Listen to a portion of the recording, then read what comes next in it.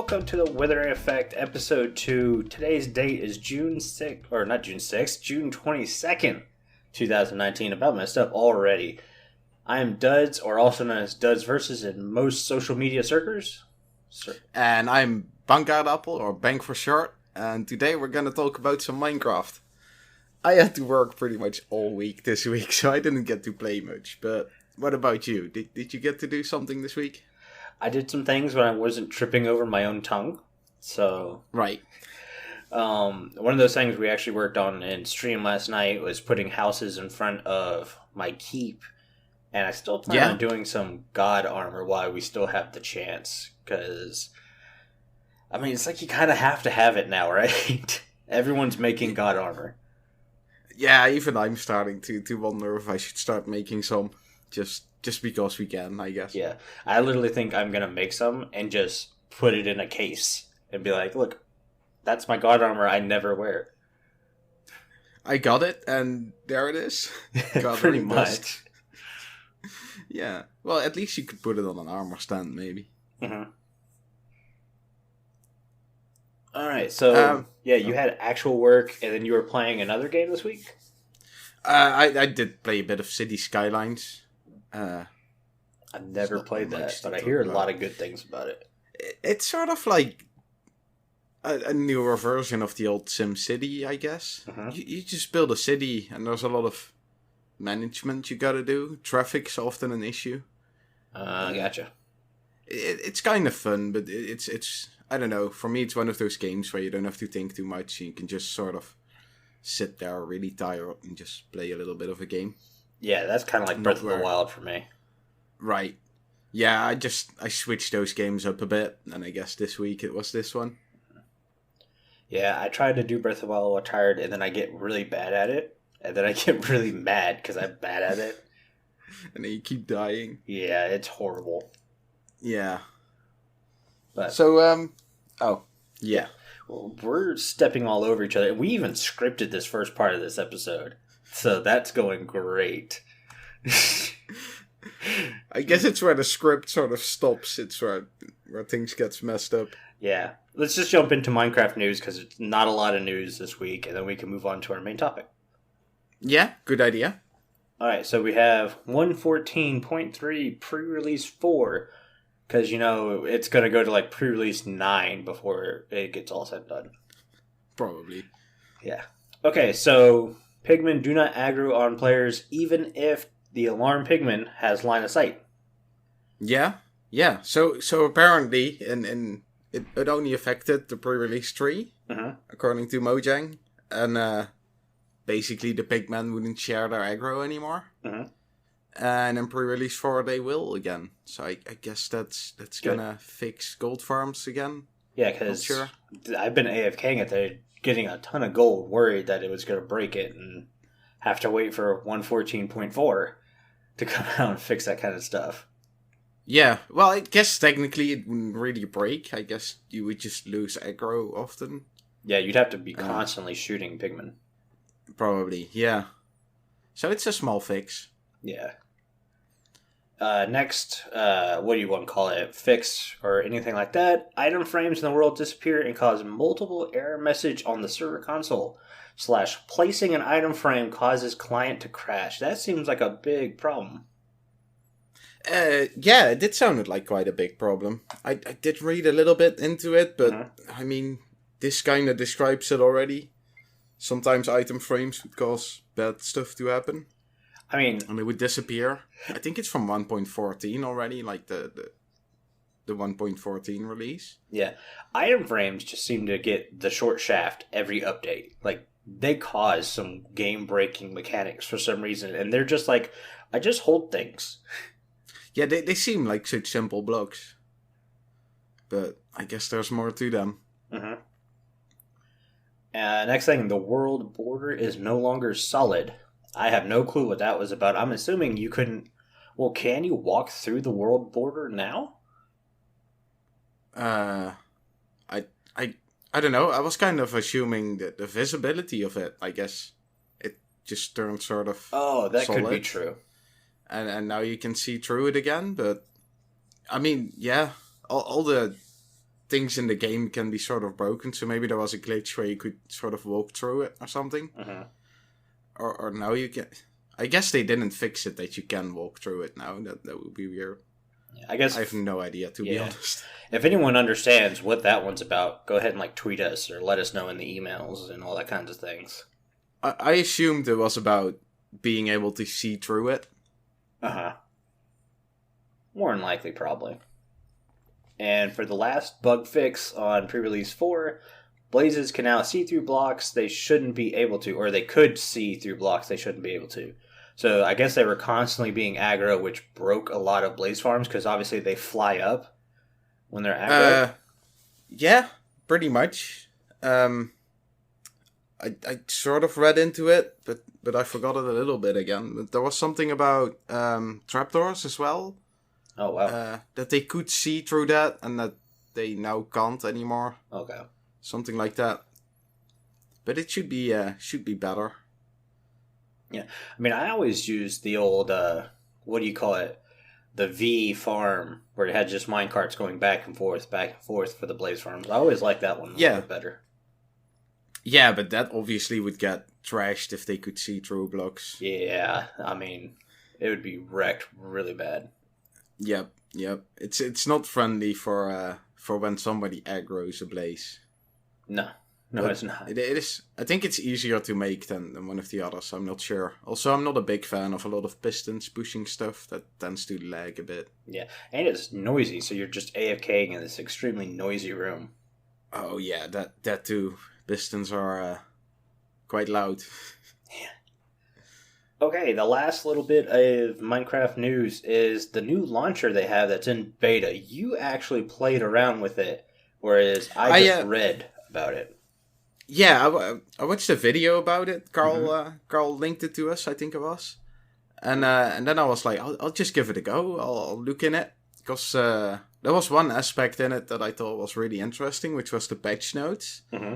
I thought that's nice that you can look at the patch notes. And then I tried the launcher, and I went to the patch notes, and it was just the update 1.14. So it didn't even have 1.14, 1, 2, or 3. No.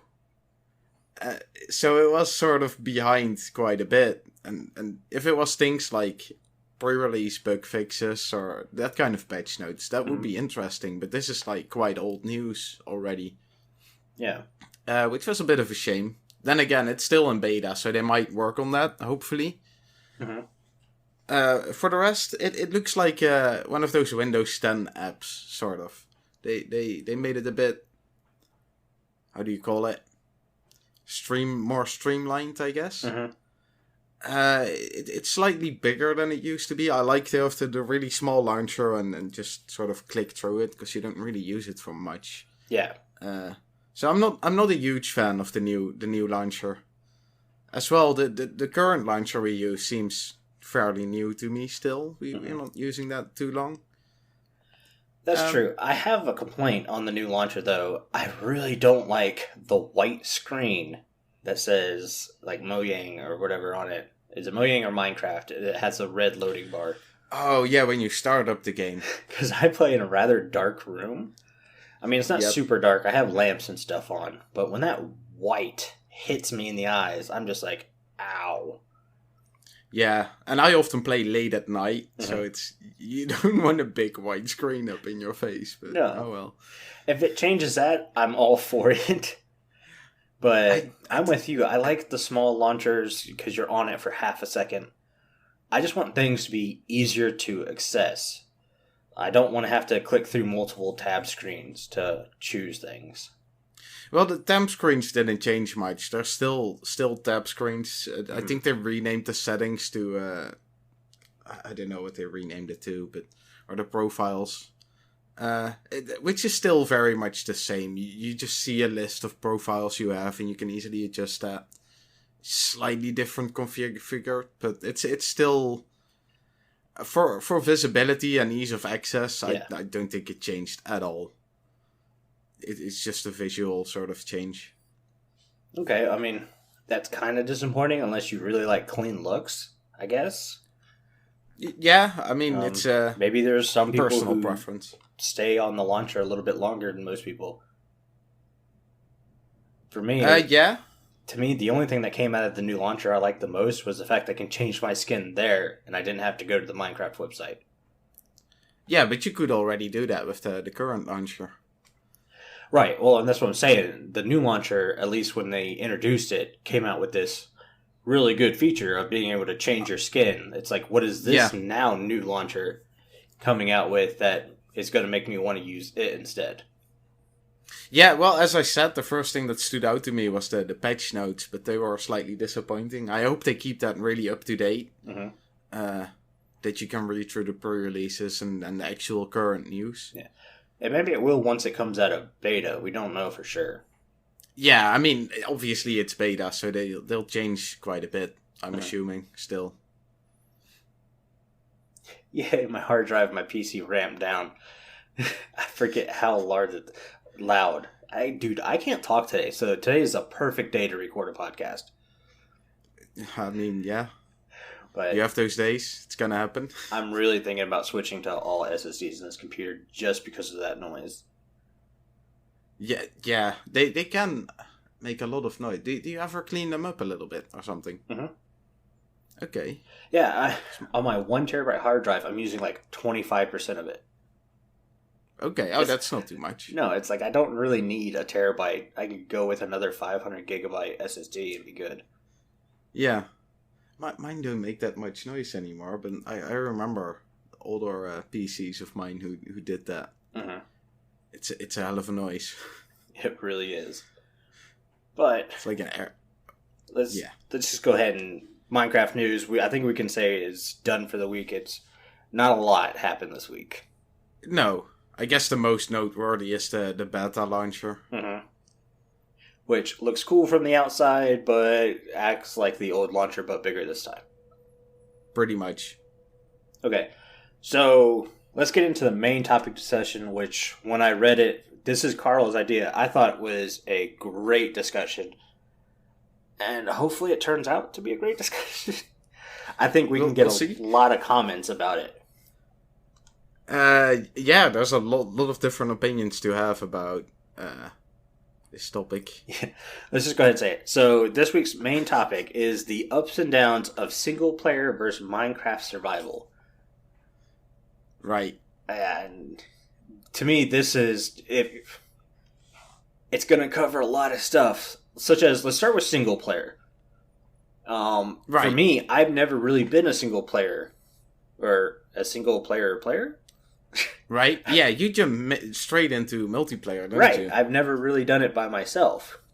But okay, I see the ups for it. Like, so the single player world, you get to build it however you want. No longer are you stuck building next to that guy who's building the dirt hut. He gets like 3 weeks into the season, is still in a dirt hut, and then just leaves and quits, doesn't play anymore. Yeah. You don't get that in single player. We all know those guys. Right. It's like, oh, man. Unless you're on a YouTube server like the Ripple Effect, where you're just surrounded by great builders. Yeah, that's true. And another thing that's really great, I guess, is if you run into a desert and all the sand's still there. Yes. I don't know how many times I've gone to a desert and I'm like, I still have to walk like 400 blocks before I find sand. You have to crawl through some uneven stone terrain, which is rather annoying usually. And fairly ugly as well. The desert turns into the Badlands. Yeah. The same goes kind of for the Mesa. They usually get tore up quite badly in multiplayer worlds, because they're already sort of rare. Yeah. And then in your single player, they're still like untouched usually. Which is kind of nice. Yeah. I mean, the world is your own. You can choose any theme. And that's what that theme of the world is going to be. And it's going to be all you. So you get the gratification knowing that anything anyone sees in this world, that was you and you alone. Which, to me, seems really cool. Yeah. Not to mention, you can have your own kind of settings, right? For example, a hardcore world, you couldn't do that in multiplayer. I guess you can, but it would be odd. Things like that. You can have little customizations. You don't have to discuss that with possible server members. If you want some plugin, you can literally make it whatever you want. Say you really don't feel like going and mining 400 things of sand. You just kind of want to build this big thing out of glass. You can give yourself glass or sand and just say, I'm going to build this. Even if you're only building it in survival, it's a single player world. Is it really cheating right then? Well, I guess that's always going to be a discussion. There's a lot of points to make about it. But yeah, I mean, if it's to conserve the land, right, especially things like glass, it's just a little time saver if you would do it. Digging up an entire desert. It's just taking some time, but would you really... Most of it is sort of passive time, right? You have to wait until it's all melted and stuff. Well, I mean, and maybe you set up your traders so you can trade for all that sand. You don't have to dig up the terrain. Yeah. I guess that's another nice point. If you are on a single player world, the spawn chunks are all yours. See, you can have like any farms you would want running all the time, and none of the farms you don't want running all the time. And it's going to be a lot smoother because you're the only one running those farms. Exactly. Like, personally, I probably would just get like an iron farm and maybe some vegetable farm so I could trade easily with villagers. For the rest, I wouldn't need much that runs like constantly. Yeah. So what about multiplayer? What are some things you prefer over multiplayer, since you skipped like single player pretty much? Well, to me, I like being able to really look at other people's creativity to earn my creativity, if that makes sense. Right. Yeah. Just get inspiration from others, basically. Yeah, I mean, I feed off other people's builds, so when other people around me are building really good... My washing machine is going nuts. I have somebody next door hammering something, and I can hear it in my headset, but I don't think it's coming through on the audio. So it's like every 30 seconds, I'm like, what the heck is that? I don't know if the washing machine gets through. It might be a little bit. I think it is, but I think when we do some editing, it'll take it out. So it'll be fine. Yeah. Those of you, episode 2 is full of weird stuff too. Last episode we had the motorcycle or truck guy driving behind me. You have a washing machine now. Yep. Should have thought about that. Yeah. Things I like about multiplayer servers is definitely the inspiration, because nobody builds the same. You can kind of build a little bit alike, but everyone does it differently. Yeah, everyone has his own style, even if you would build exactly... Yeah, if you built the same team, things would still look completely different. Yeah. I look at... Nice. I mentioned it last night on stream. Magoo's starter house and my starter house. They're built basically using the same materials. And while they look similar, they're two very different structures. Yeah. I mean, you guys used kind of a... How do you say it? I guess... Sort of standard materials? Because it's mainly like it's mainly spruce and spruce... logs, right? And then some grey concrete or something like that. But it gives you so much variety to build in. Like they're so versatile blocks, I guess. Which you just pointed out. Like you guys pretty much use the same stuff, but so different builds. Yeah, which is nice. Yeah. But then that makes me want to go back to what I don't like about single player and why I just skipped it totally. You have to be your own creative inspiration there. Yeah. You can watch YouTube videos and stuff, but to me, seeing it in person gives you a totally different experience. So, right. It's like, if I were to play in a single player world, I got the feeling that within 2 months, I would start to go, I don't know what to build. I mean, you can just keep building farms left and right. But at some point, farms kind of get boring. Yeah, you don't really build for anyone. Nobody's really gonna see it. Unless you do YouTube or streaming. But even then, there's nobody who's gonna really walk through the world, which is a shame. Yeah. Another thing for me is... I'm not much especially tunnels and that kind of stuff. I'm not a big fan of building that. Mm. So my nether, if I would have a single player world, would probably be not very decorated, because I don't like doing that. And then on a multiplayer server, you have people who like doing that. So you can sort of share those tasks, and the things you don't want to decorate will get decorated by someone. Yeah. I think if I were to do a single player world, I would not have a nether hub, period. I think I would use command blocks that would teleport you to locations. Yeah, that's a good idea as well. I mean, probably you don't use that much area anyway on the surface, so you could probably fly everywhere where you need to go. That's true too. Yeah, I didn't really play much of a single player world since Elytra showed up. Yeah. I mean, yeah, when did Elytra come in? We were on, was it Discworld? We mentioned last episode, and that was a small world, and we could fly just about everywhere on the world in a little bit of space. When Elytra showed up, I don't think many people used Nether that much anymore. Mm-mm. Which is good, because I think that world never really got another hub. No, wait, it did. Yeah, it took a while. Yeah. I think that was the last build on that series or whatever, was the Nether hub. Like, we finished it maybe a month before we updated the map. Yeah, that's a great pointer to why multiplayer servers are awesome as well, because that was really a group project. We worked on it, like, at one point. I think we were with, like, I don't know, maybe 10 people at one time, or we were all working at the same time on the Nether hub, which was really cool. Yeah, there was about 5 or 6 that were constantly digging while the others were starting to build. Yeah. And then you still had 2 or 3 that were resource gathering for everyone, so resources would never run out. Because it used a lot of quartz. Quite a lot. That was a dumb idea. Yeah, quartz isn't usually the smartest block to pick if you want to build big stuff. Mm-mm. Yeah, another thing that multiplayer is great is obviously just the community. You have people to hang out with. You can talk a bit with others when you're playing. Yeah. You don't always have to play. You can sort of just hang out, as it were. Mm-hmm. I mean, I look at this. I wouldn't have met you without a multiplayer Minecraft server.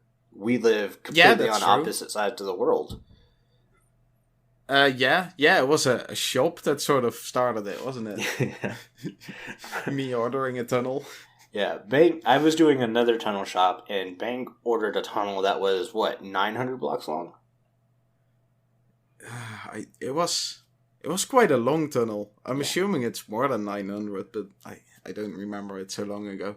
Well, and it didn't help. I came up with a complicated design that required multiple layers of stupid stuff. It was a beautiful tunnel. And then I retired from making nether tunnels. Yep. It was a lot of work. I remember I immediately dug out, like, the area as well, because I didn't know, like, when you would start or wouldn't, and I didn't want you to have to wait. Yeah. So I, like, instantly dug out that entire tunnel, which was quite a grind. But well, see, and here's the problem. I didn't plan on starting so quickly, but because you dug it out, I went, man, this guy really must want this tunnel done. I better go ahead and start. I didn't have all the materials together. I only had enough for maybe halfway. I think I helped gather us all for quite a bit of that. Yeah. I was just like, oh, God. So that we just fed into each other doing that. But that's the best part about multiplayer servers. Yeah, that was great. I mean, we wouldn't have had that without the multiplayer. Yeah. I think by myself, it would have taken me about a month to finish that tunnel. Whereas I had you, it took us maybe, 2 weekends, and we had it knocked out? Didn't even other people end up helping as well? I think Nabsky helped. Yeah. I seem to remember that someone started helping as well. I mean, there was quite a little group that was communal to each other, or how do you call it? Anyway, on that server. Mm-hmm. Which later on became sort of Kamicraft, I guess. Yeah. Well, and see, that actually brings up a good point, like, on how Kamicraft started, because we were all on what was even the name of that server that we were Realm of Survivors? Realm of Survivors. And the mods there weren't very good. Like, they were very much into, if you were in their clique, you could get away with murder on that server. Quite literally, I think my last day was, I was working on the mailbox room, and a guy just rode up and just killed me. And then I went back to get my stuff, and he killed me again. I was like, okay, so I'm done here. Yeah, that's going to be hard to continue if that happens. Yeah. And then I was like, you know what? I'm going to start a server where everyone can play, and it's a safe area to build. You don't have to worry about griefing and all that stuff. We're going to make a tight ship, and that's going to be that. And that's how Kamicraft started. And it worked out for quite a long time. Yeah, mentioned it to a few other people. They joined, and then they mentioned it to their friends, and then their friends joined. And I think that server, lasted 3 years. Or close to it. Yeah, something like that. Yeah, and it didn't even it didn't even stop because it died out or something. We sort of switched to this server with a lot of YouTubers. Yeah. For me, it just kind of... So, for me, if you're going to be an admin on a multiplayer server, you have to play on the multiplayer server, at least on a regular basis. You have to see what the server's doing. At least frequently. You have to... And I agree. It got to the point where I was spending more time adminning than I was playing. And so when I reached out to the Ripple Effect about taking on the YouTubers for Kamicraft, and they were like, yeah, sure, that was awesome. It was a load off my shoulders that I no longer had to do adminning, and I could just play the game. Yeah, I fully agree with that. For me, it was the same. It took quite a bit of time to admin and all that stuff. Mm-hmm. Well, especially because you were my tech guy, and I had literally said, hey, can we do this? And you're like, give me a day. And then usually I'll see what I can do. Yeah, usually within a couple of hours, you're like, yes, we can do it, or no, we can't. Yeah, that's... I mean, that was the more fun parts, to be honest. There was also a lot of, sort of the workish things that had to be done. And it's, like you said, it's a load of your shoulders to not have to really worry about those things anymore. Well, I hated dealing with kids that were cheating on the servers and then explaining to them why you were banning them. And them just, blatantly lie to your face. I wasn't X-raying. Really? Because I watched you for 15 minutes. Literally X-ray. Yeah. But it wasn't me. My sister was on my account, blah, blah, blah. It's like, you are responsible for your account. Mm-hmm. Yeah, they always try to weasel their way out of it. Mm-hmm. To me, that was the worst part. I hated banning people. Mm-hmm. But at the same time, I felt as an admin, it was your job to protect the people who were playing the game the right way. Even if they weren't very good at the game, even if your opinion didn't really line up with theirs, if they followed your rules, it was your job to make sure their builds were safe and they weren't getting cheated out of a fun experience too. Exactly. Well, like you said, right, you started the server to create sort of a safe environment for everyone. Yeah, it takes a bit of work to hold that, but I mean, it pays off if you manage to do it, I would say. I think so. But it's a lot of work, and you got to be committed to it, for sure. You got to be online on the server and have a look at things, and, you know, it's not something you can do from a distance, for sure. Right. And when your server breaks, because it will, you better have a knowledge on how to fix it, or have somebody with you who knows how to fix it. Yeah, you need... I mean... Even though if you know it all by yourself, you're gonna need some help, I would say. Yeah. It's a lot of work, especially for one person to do it. You want to hand off some work to make it easier on yourself. Yeah. Well, that was the problem with the Discworld. I had the idea of, let's do a custom map. Nobody really plays on custom maps. But at the same time, hey, don't tear up the terrain. Well, how are we going to mine sand and clay and all that stuff? Yeah, and it had to be set up in a weird way there as well, because you... Yeah, we had I guess, dual world with a secondary seed on it with a really small world border. It's like 2,500 blocks. But within that 200 or 2,500 blocks, you had every biome. So if you wanted to mine it, you could. And the thought process there was, if you ran out of resources there, we would just reset the seed, and everything would come back. Yeah, exactly. And that worked out quite well, I would say. Like, the whole map got saved, and then there was just a designated area where you could, destroy the world, basically. It was a little annoying having to go back to Spawn Town to go mining for, like, sand and stuff. But the world was so small, like you said, you could just fly there. You didn't have to go into the nether or anything like that.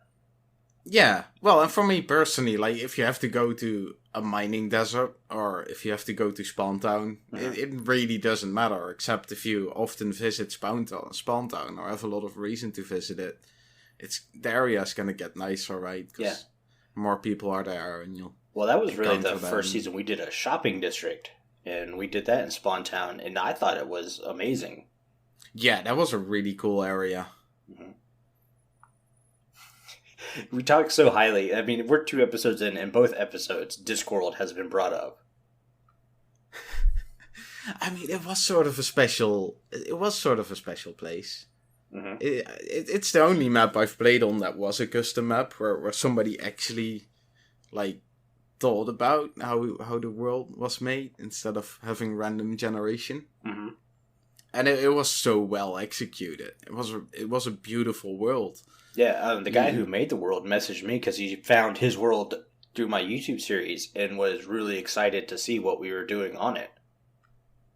Yeah, I remember you telling me that the guy who made the world was I think he was watching your series. You said he followed for a little while. Yeah, I mean, there was sort of a, I don't know, you felt, I don't know, a bit proud maybe, or honored that he's, like, interested in the kind of things you do because you're working on some of his creations. Yeah, I definitely thought it was big for him because he saw somebody using his map, like, and we weren't just exploring it and calling it done. We were adding to it, making it our own. Yeah, it wasn't just some single-player world where somebody just explored it and built a house. It was like a server that just ran for quite a while on it. Yeah, and I think we had 40 players that map. Yeah, there were a lot of cool places and a lot of bases. I don't know about 40. Well, we probably have had that many, but... there wasn't 40 at one time. Yeah. There were definitely a lot of... noteworthy places to visit, which was cool, and they all stood out so much more because of the beautiful landscape around it. Well, and this brings me to, like, the downfall of playing on a multiplayer server, because they're as awesome as multiplayer servers are. There is a ton of, I don't want to say problems, but things that don't go quite as planned on a multiplayer server. Yeah. Such as when you get next to the guy who builds the dirt hut and stops playing after 3 weeks.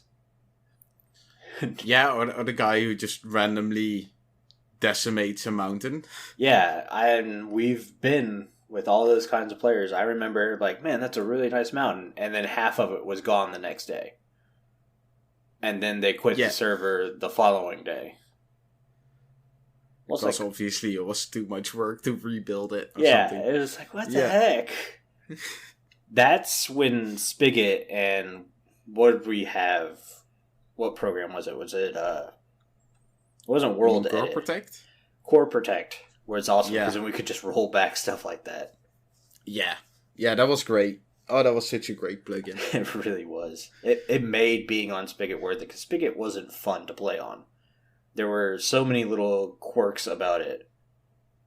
That's another problem with multiplayer servers. When you have stuff like Spigot to keep lag really down low, you get weird mechanics that don't exactly work right.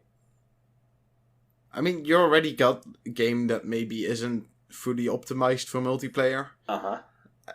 And then you add like stuff to it that sort of helps it being optimized. Yeah, you get weird stuff going on. Yeah, I found one thing. So I had an iron shop on a map that no episodes were ever made of. Just because the map didn't last very long. Basically, everyone hated it after a month. Mm-hmm. But I had an iron shop, and in that iron shop, I made it so the iron ingots just kind of constantly looped in an item elevator, which I thought looked really cool. Right. But in Spigot, it would not reset its time exposed. Yeah. Hang on one second. Zeus, seriously? Jeez, that dog, man, I'm telling you. Anyways, it wouldn't reset, so my iron would just go missing after a while. Oh, that's... Well, you had the item clumping as well, right? It sort of would... Items that were close to each other, they would clump up to save lag as well. They would do that, so too. that whole item elevator, so you'd see items show around, it would just usually be like a little clump gathering at the bottom, and then when it was a full stack, it would go up. Exactly. It's like, what in the world?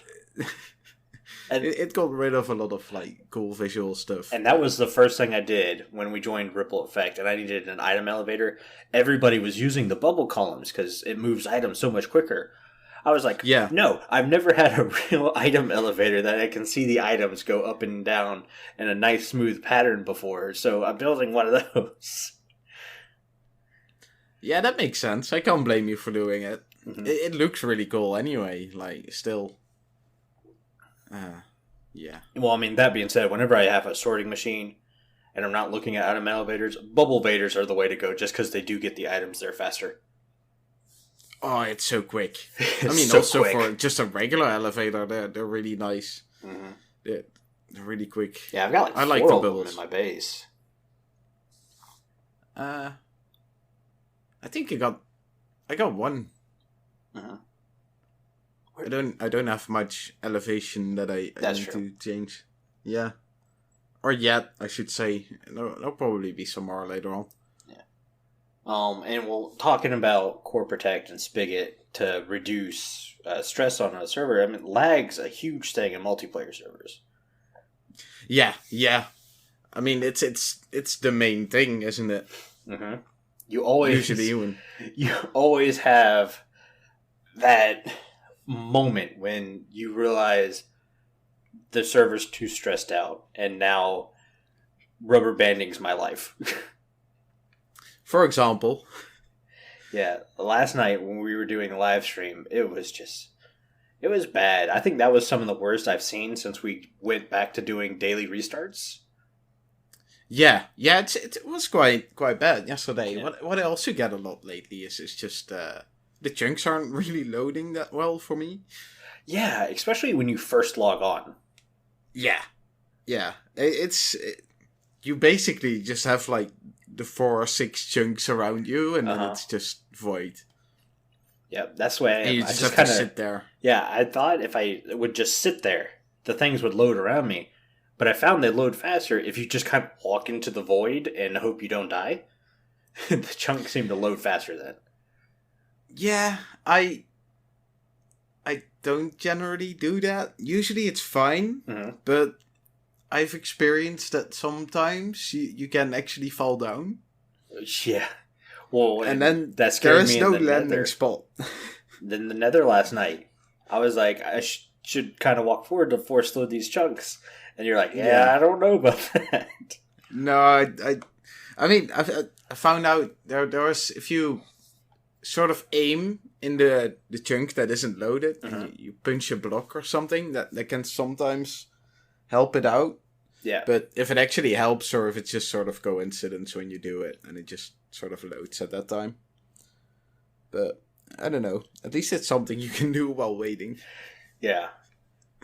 So, we talked, I don't know, some bad things, some good things. Some other good things that we didn't mention was playing within your comfort zone. So if you're not good at redstone, generally on a multiplayer server, there will be that one guy who's so good at redstone he builds every farm on the server. Yeah, that's sort of nice things, especially for new players, right? You can have a lot of people who do stuff for you basically, or if you don't have much time to play. Yeah, there's obviously a lot of people with work and that kind of things. They don't have the time to build or gather a lot of stuff. So if they can use a bit of someone who does have the time to do that and does enjoy. Yeah, that's the way I was. I would play after work, but I'd only get about 2 hours at most every other day playing. And so when you're trying to do YouTube and you have that little amount of time playing, you can't spend it resource gathering. Like, you're gonna run out of time to make an episode. So yeah, I had to learn Redstone because I was horrible at it, and I didn't like having to rely on somebody else to build my Redstone contraption to necessitate my YouTube hunger, I should say. Right. And for me, it was sort of the other way around. I had plenty of time. So I didn't mind, or I kind of liked having to help out other people by collecting resources or building a farm or something like that, which was kind of nice to do as well. You can help out others with the time you have, and if they gotta work, they can use that, which is kind of cool. Yeah, seem to be bouncing around a lot for this topic, but this topic is so broad to me. It's kind of hard to keep it straight. But one thing I want to talk about that we have already kind of talked about already is running your own multiplayer server versus playing on somebody else's server. And we mentioned the whole relief of not having to do admin when playing on other people's servers, but we didn't talk about the downfall of having to play on somebody else's server, such as they might run data packs you really don't like or force a texture pack you don't really like. Or they might think differently about how certain things work. For example, you're trying to nail down where lag comes from, and some people think differently about where it could come from than others. And if you're in control, you can sort of figure that out, right? And if you're not, you're relying on somebody else to figure it out. Yeah, and it's no fun. Which, brings back to how you should play on a multiplayer server, and that's always thinking about everyone else when they're playing. Like, do you really need a cow farm with 1,000 cows in it? Yeah, little bit of social play, I'd say, is definitely needed. Personally, I often, it's interesting to build a farm because it's a project to begin with. Mm-hmm. And then, often it involves redstone, which is kind of nice to play around with. But like you said, do you really need 1,000 cows to do something? Yeah. Wouldn't a manual cow farm work? Like, it's easy to gather a lot more than you need. And especially on a server, that's something you gotta be careful with, I'd say. Because, everything that runs is some strain on the server. Mm-hmm. So maybe sometimes choosing something that you don't really need might be a better choice. Yeah. But like my big thing is I want to build a bamboo farm, but I think my bamboo farm is literally going to be 5 to 10 just straight up bamboo stalks that I might manually break down just because I don't want one of them giant flying machines. I say giant because they're actually compact nowadays, but a flying machine that goes across a huge field just cook because that hurts a server. And it's noisy. It is noisy. Like Jimbo, he did one of the flying machines, but his is very small and compact compared to what I've seen most other YouTubers do. Well, the first thing I noticed when I had bamboo is you can't use it for that much. Yeah, scaffolding and bamboo, that's it. Yeah, it's mainly like a decoration and then scaffolding, but you reuse it so well that you don't need much of it. Yeah. And the bamboo grows so tall that you just need a small patch. Like, I have a small patch and I manually farm it. I only had to, chop it down once. And I had enough to build, a lot of scaffolding and still use it for decoration. Well, I think the other big thing you can use bamboo for, though, is fuel. True. You can make, fully self-sustaining smelters, I guess. Mm-hmm. Personally, I don't melt enough to have the use or the need for that. Mm-hmm. That it needs a constant source of fuel. Also, it's a really bad fuel source, isn't it? So you need a lot. It's like to burn. I think it's like sticks. Yeah, I don't know if it. I mean, you would need a big field if you melt a lot, I guess. Mm. And to me, kelp blocks are still kind of. If you're not using kelp blocks, you should be using blaze rods. Right. Well, one thing I often had was a charcoal little machine. I think Mumbo once made those. Mm-hmm. It's a really compact little thing, and you just feed it logs, and you get charcoal out of it, which is also a great fuel. Well, I think one time I did a carpet duping machine for fuel. Yeah. And whenever it would smelt, the duping machine would turn on. So that's when it would make carpets and fuel. And whenever it was done smelting, it would turn off the duping machine. Yeah. I guess that could work. Yeah. It was totally inefficient, though, because every once in a while, the duping machine couldn't keep up with the smelter, or the duping machine would break because of a little bit of lag or something like that. Right. Well, I was gonna say the carpets have no fuel in them either, do they? So you need a lot of it. Mm-hmm. I mean, that's a downside to an automated fuel source, I guess. Yeah. And they're so noisy. Yeah. I mean, anything with pistons I really don't like too much. Yeah. So it's kelp blocks or blaze rods to me are the go-to fuel source. Yeah, I use coal a lot too, so I would add that one. But definitely blaze rods if you have a good source for that. Mm-hmm. And then kelp blocks are awesome. The only downside is you have to sort of melt them down. Yeah. You gotta find a different fuel source at first. Yeah. But kelps are great. They're not nice simple farms as well. Well, just like the bamboo, I guess. Yeah, and they're good looking farms too. They've got a lot of motion and activity. Yeah, and I like that they're underwater. That's sort of new, I guess. We don't have many farms that work underwater. A fuel source you have to pull from the water. It is a little bit ironic, I guess. Just a little bit. Let's see. Is there any downsides to single player that we haven't mentioned? Because we kind of jumped right to multiplayer, because that's what both me and you done. Well, I started off playing single player. Before I switched to a multiplayer server. Uh-huh.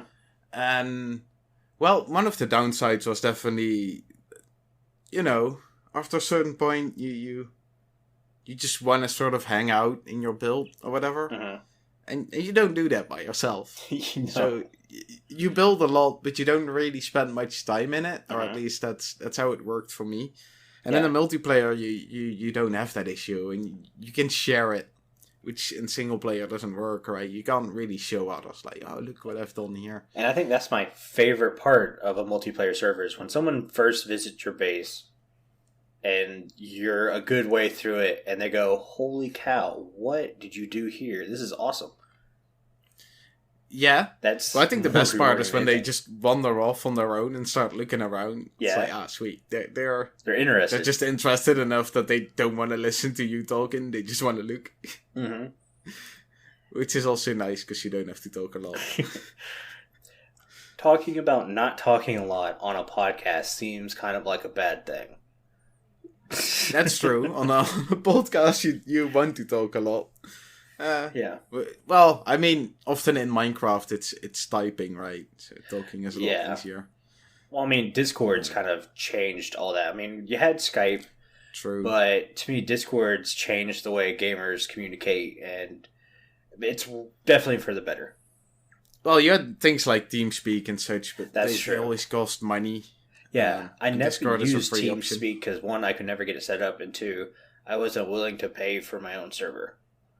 I'm kind of surprised, actually, since we're on this topic, because I remember a few years ago already, you had something like Raid Call, which was really similar to Discord. Mm-hmm. I don't know if it eventually switched into Discord, but that was one of the first ones, I think, where you could just make groups as you were going along. Where they were free to use and all that. They may have been bought by Discord. Yeah, I was gonna say Discord looks kind of similar as well. Maybe. But I don't know. But yeah, it's Discord definitely helped having a free sort of. I mean, Skype had the downside. You had to share your account and all that, right? So you really want to know people. And with Discord, you can just. It doesn't matter. All the strangers, it's alright. You can sort of mute it and easily get your privacy if you want to. Mm-hmm. But I think we're going to go ahead and end it there, Bank. If you want to go ahead and start sending this out. Alright. Well, if you've liked the first 2 episodes, please leave us a rating and a review. That's going to help us a lot. Also, if you'd like to get into contact with the show, mail us at email or on our email address at podcast@rippleeffectsmp.com or tweet us, either me or Duds. And the links are in the show notes, obviously, with our descriptions and that. Mm-hmm. This show has been brought to you by Bank and myself, but let's also not forget about our digital producer, Carl, who helps make sure the show ends up where it's supposed to be and not in the trash somewhere. And then our amazing music that you hear in the intro and outro is done by Decoy. Both their links can be found down in the show notes with everything else we've talked about today. Thank you guys so much for coming and hanging out and getting withered with us. Bye. See ya later.